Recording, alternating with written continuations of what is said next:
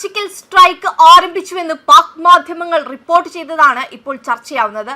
ഭാരതം ഇപ്പോൾ ഒരു സാമ്പത്തിക യുദ്ധമുഖം തുറന്നിരിക്കുകയാണ് എന്നാണ് പാക് മാധ്യമമായ ഡ്രോൺ റിപ്പോർട്ട് ചെയ്തത്. യൂറോപ്യൻ യൂണിയനുമായി ഭാരതം ഒപ്പിട്ട ചരിത്രപരമായ സ്വതന്ത്ര വ്യാപാര കരാർ അയൽ രാജ്യങ്ങളുടെ ഉറക്കം കെടുത്തുകയാണ് എന്ന് ഇതിൽ നിന്ന് വ്യക്തമാണ്.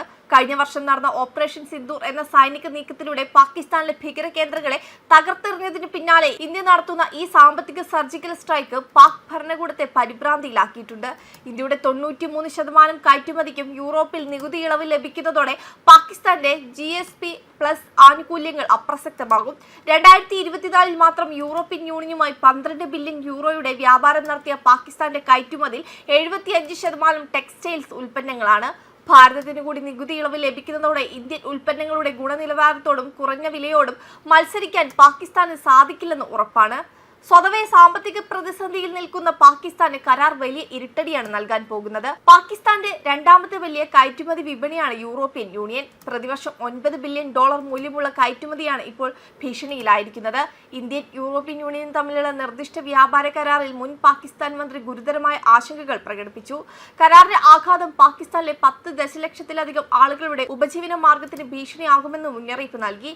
ലാഹോറിൽ നടന്ന ഒരു പരിപാടിയിൽ സംസാരിക്കവേ ഇന്ത്യൻ യൂറോപ്യൻ യൂണിയൻ വ്യാപാര കരാർ പാകിസ്ഥാന്റെ വ്യാവസായിക മേഖലയ്ക്ക്, പ്രത്യേകിച്ച് പാകിസ്ഥാന്റെ കയറ്റുമതിയുടെ നട്ടെല്ലായ തുണി വ്യവസായത്തിന് വലിയ ഭീഷണി ഉയർത്തുന്നുവെന്ന് മുൻ പാകിസ്ഥാൻ മന്ത്രി ഇജാസ് പറഞ്ഞതായി പാകിസ്ഥാൻ മാധ്യമങ്ങൾ റിപ്പോർട്ട് ചെയ്തു.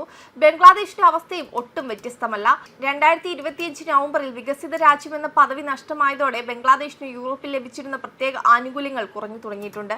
2023 മാത്രം 17.1 ബില്യൺ യൂറോയുടെ ലാഭം കൊയ്ത ബംഗ്ലാദേശിന്റെ വസ്ത്ര വ്യാപാര മേഖലയ്ക്ക് ഭാരതത്തിന്റെ ഈ കുതിച്ചുചാട്ടം വലിയ വെല്ലുവിളിയാണ്. 2030ഓടെ ടെക്സ്റ്റൈൽസ് കയറ്റുമതിയിൽ $100 ബില്യൺ എന്ന ലക്ഷ്യത്തിലേക്കാണ് ഭാരതം കുതിക്കുന്നത്. പ്രധാനമന്ത്രി നരേന്ദ്രമോദിയുടെ നേതൃത്വത്തിലുള്ള കരുത്തുറ്റ നയതന്ത്രം പാകിസ്ഥാനെയും ബംഗ്ലാദേശിനെയും സാമ്പത്തികമായി ഒറ്റപ്പെടുത്തുകയാണ്.